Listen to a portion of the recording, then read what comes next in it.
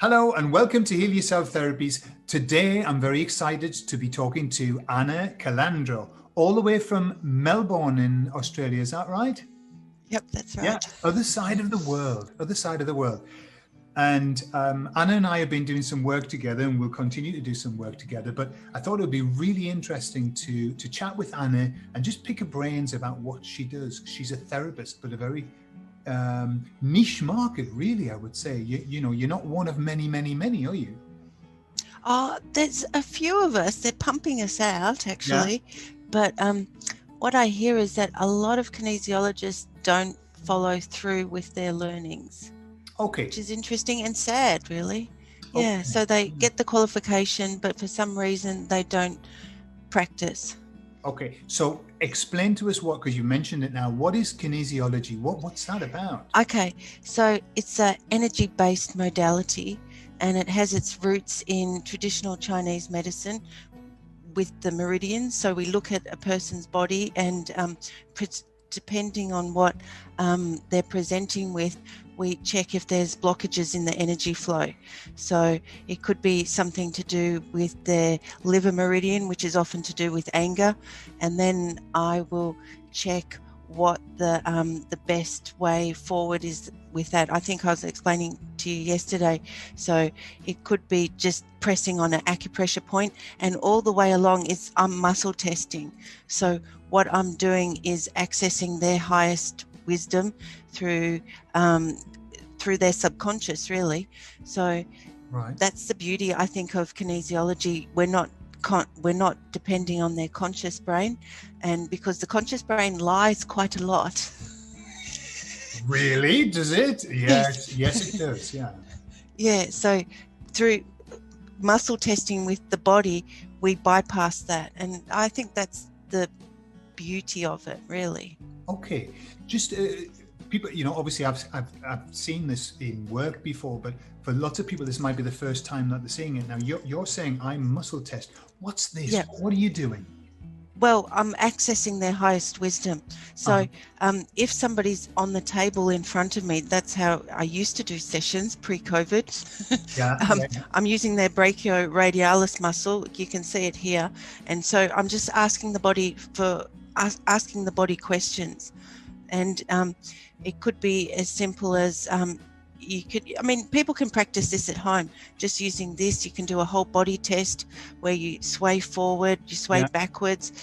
I find it really helpful even at the supermarket. So I'm presented with an array of vitamins. Okay, which one is for my highest good? Oh, that brand. Okay, excellent, thanks. Absolutely. And that part of kinesiology came from it being developed by a guy in America who was a chiropractor. Okay.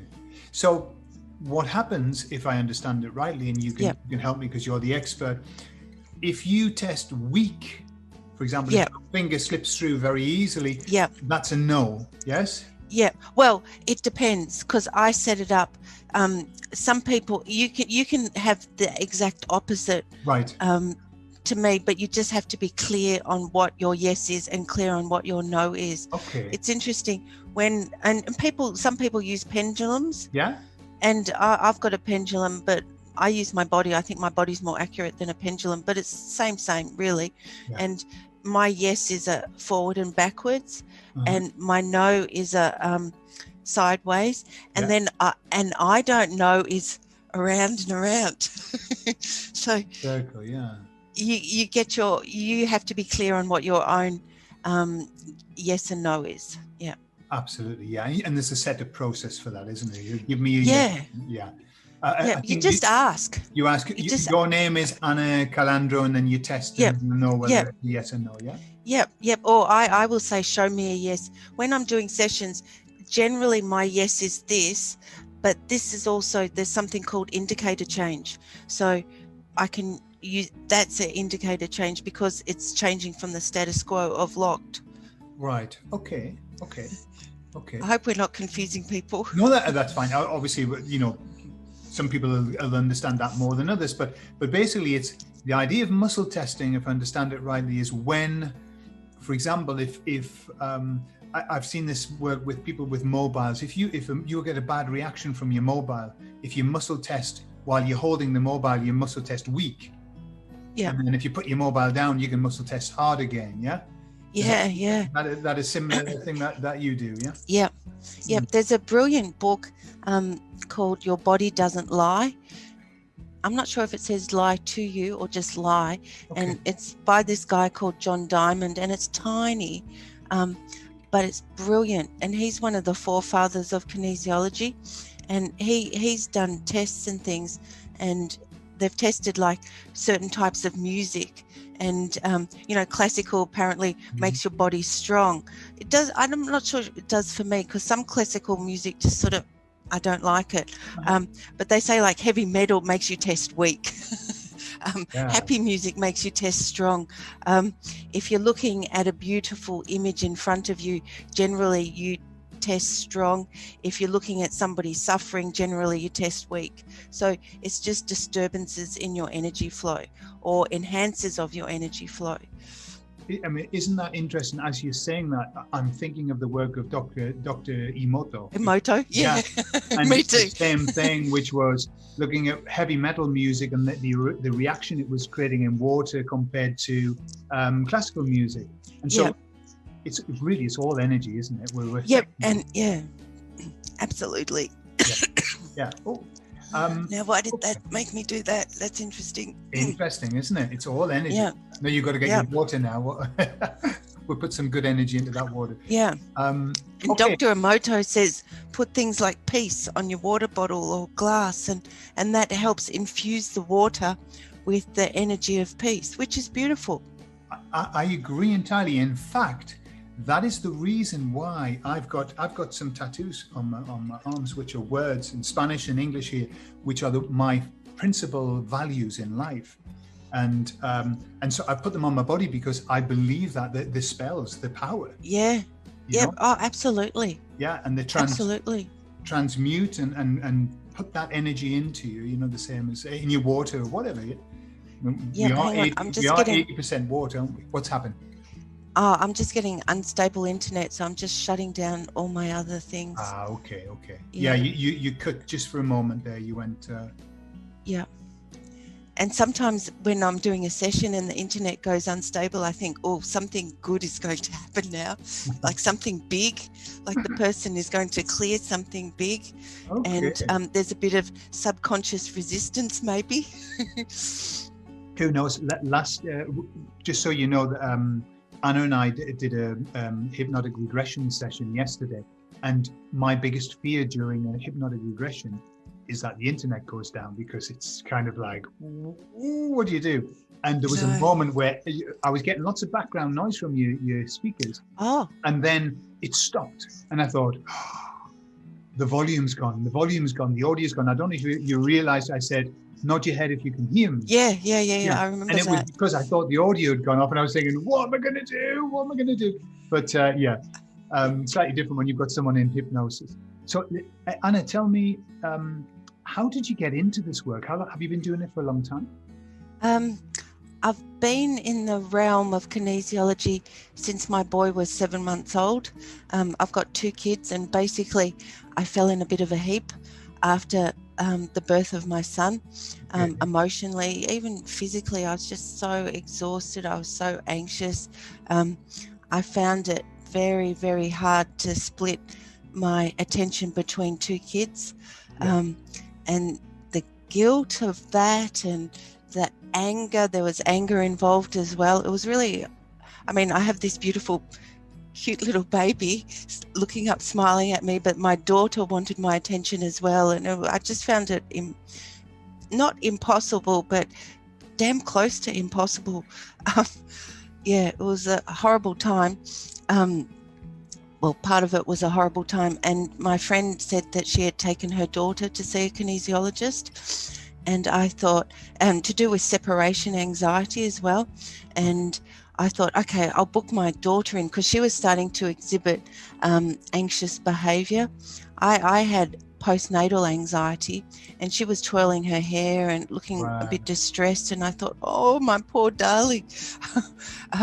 So I booked in a session for my daughter, And we arrive at my kinesiologist's clinic, and she said, "So what's going on?" She's really chipper and cheerful, and I just burst into tears, and she goes, "Right, you're up first," because she knew she had to fix me. Not fix, because we never see people as broken, but she needed to attend to the mother so the mother could attend better to her children. Sure. Yeah. And then after about a year, I was thinking, I instantly loved it. I thought it was brilliant. I'd go in quite an anxious mess and I'd come out, I feel good now. And I just found it a really beautiful process, because it depends on who you see. Some kinesiologists don't talk much. I talk quite a bit because I explain what I'm doing. Yeah. And my kinesiologist, she talks a lot, and she just plants a lot of seeds in my head. Just ways to approach life and things like that. So I tell her that I still hear her in my head, and I haven't seen her maybe for a year or so, but we're friends, and she's come around for a barbecue just recently. But it's nice because her wisdom is still within me, which is really nice, because she uses this example of don't like the pencil, put the pencil down.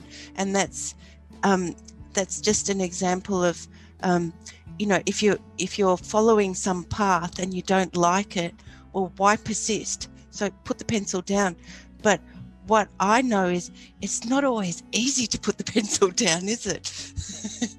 No, absolutely. And sometimes you're holding the pencil for somebody else as well. And surrogacy.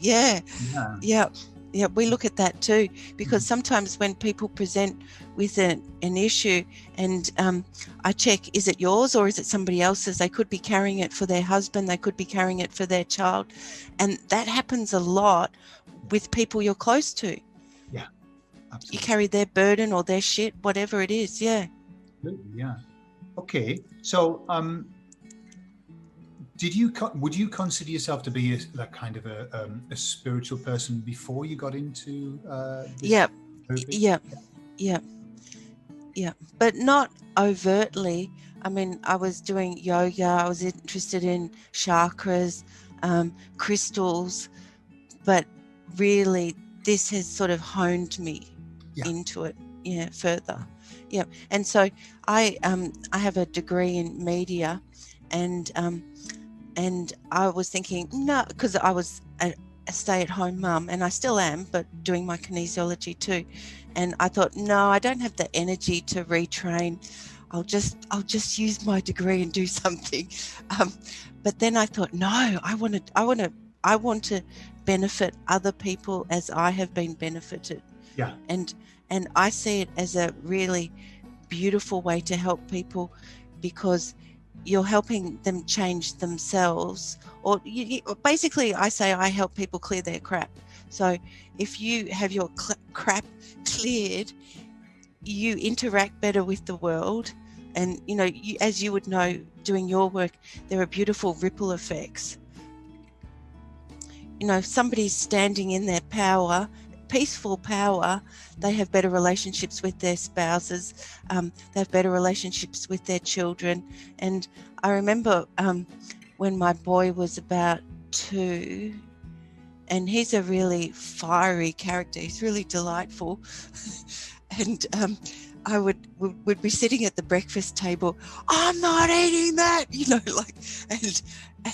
and then in about 2 minutes he'd eat it quite happily. So it was just this power struggle, and it was just horrible. I found it really upsetting, because I like harmony in the morning.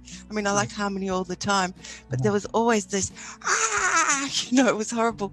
And so I had a session on that, and then the next morning there he is just eating his breakfast, and the session was for me, but because whatever resistance I had to my son was cleared, he suddenly didn't have anything to fight against, or so I love that. I think that's the magic of it, really. I absolutely resonate with what you're saying. I think we don't realize how much other people affect us and how much we affect other people.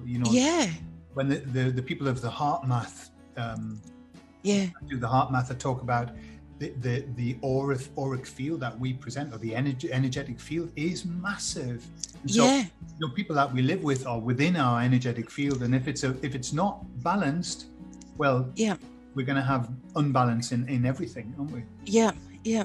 And it's not to do with lack of love or anything like that. It's just that energetically they're rubbing up against something and it's causing friction, or the opposite. It could be like perfect, but it's the friction that you have to address, because it can fracture relationships.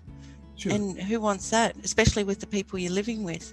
Sure, absolutely, yeah. Okay, so just to kind of wind up the therapy part of this conversation, what do you generally deal with? What issues do you deal with people? Okay, a lot of my work is emotionally based, and I consider myself an emotionally based person.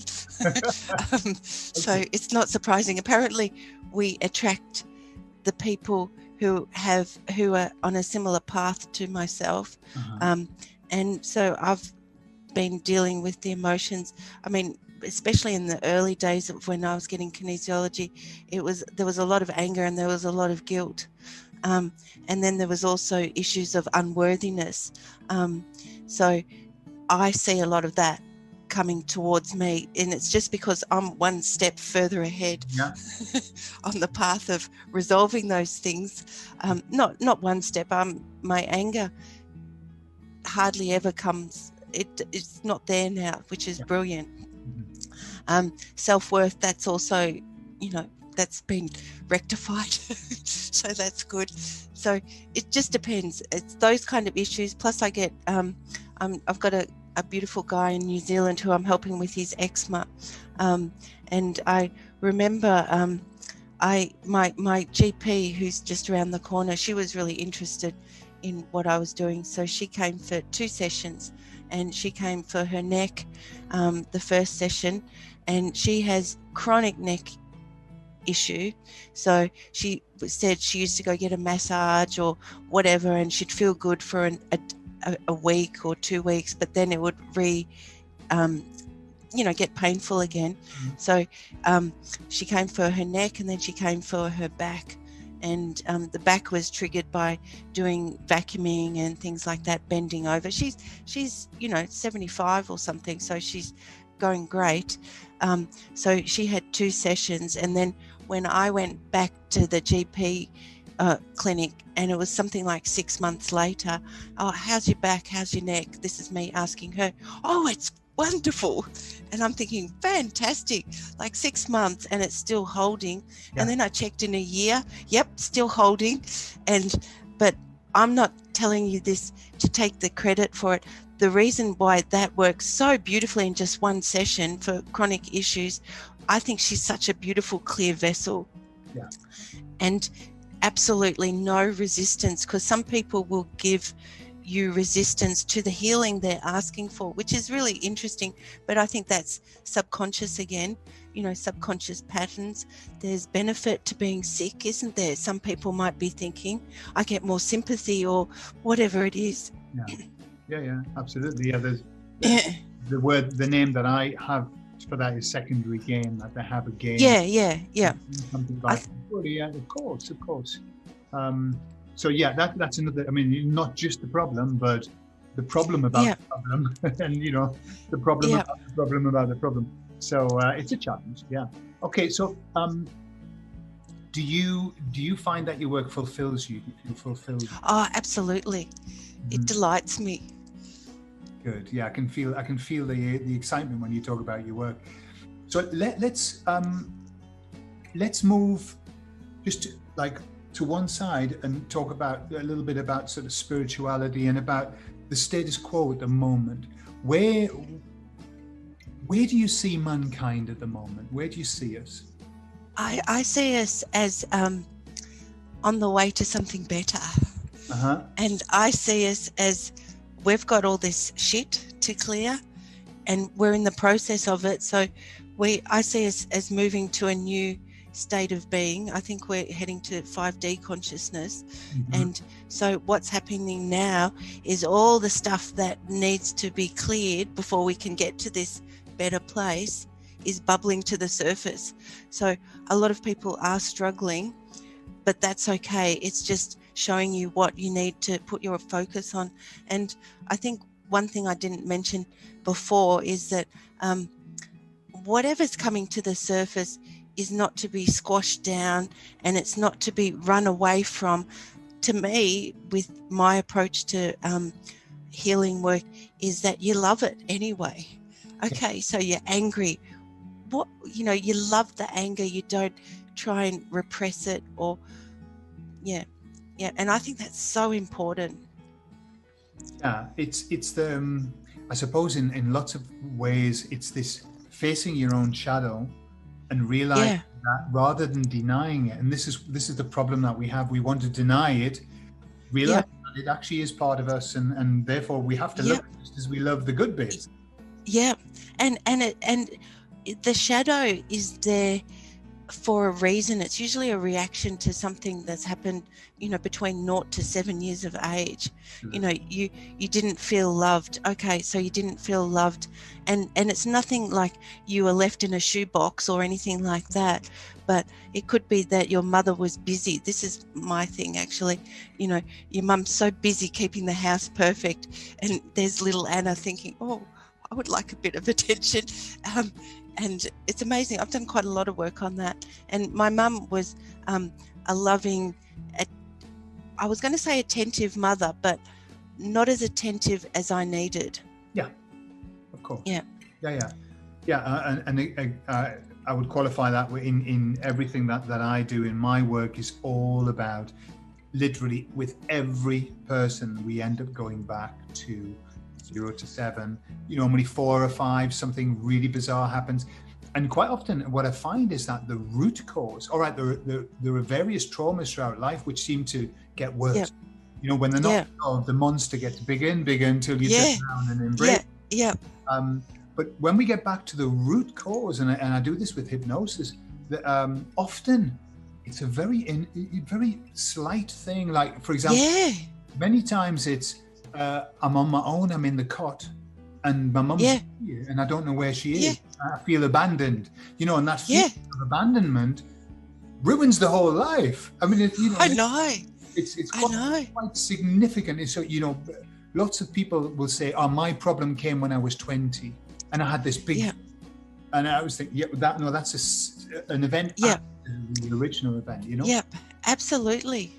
And that's what I wanted to say, is that it can be apparently a slight thing, like you're left in your cot for 10 minutes and you're beside yourself, and your mum's thinking, I've just got to finish vacuuming the lounge or something. And it's not like you've been beaten or left in the woods by yourself or anything, but those things to a baby, that's huge.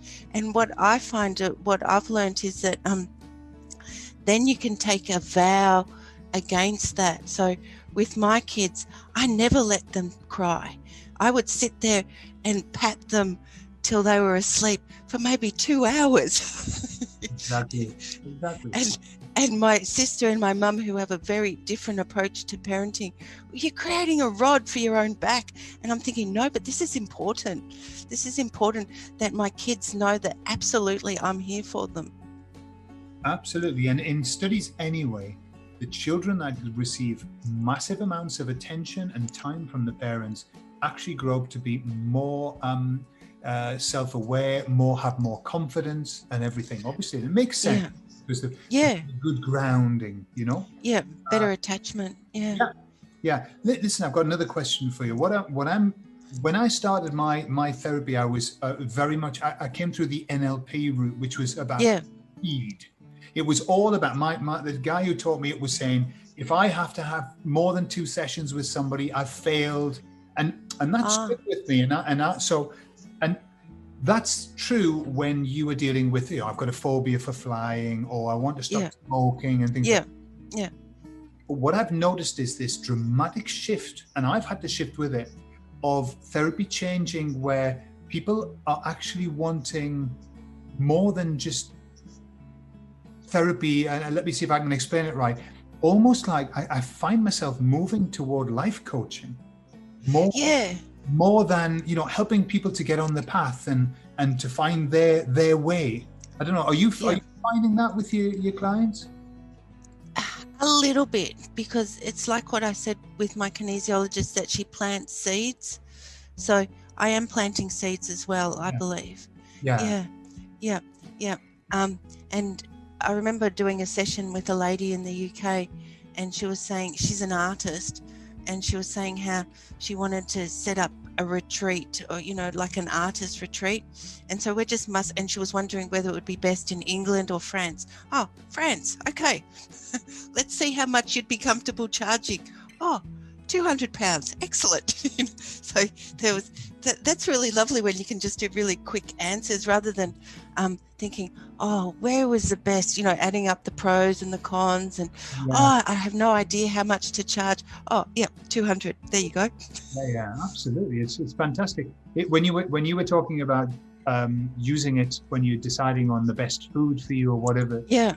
I think I mentioned to you that I use the idiomotor signaling, the yes no with my, it's exactly the same thing. It's my inner knowledge, wisdom. And when I'm in the supermarket, sometimes if I see a product that I don't normally buy, I do it there and then. I just say yes. Yeah. If it's no, I put it back. If it's yes, I put it in my cart. Yeah, I do the same. At the supermarket, I just do the whole body test, where a forward is yes. I do that with my children. I say, who's telling the truth? Oh, it's you. Because sometimes I honestly can't tell. Oh, I bet that really worries your children now. There's no hiding. I think they say, oh yeah, fair cop. They're all right. Fair enough, fair enough.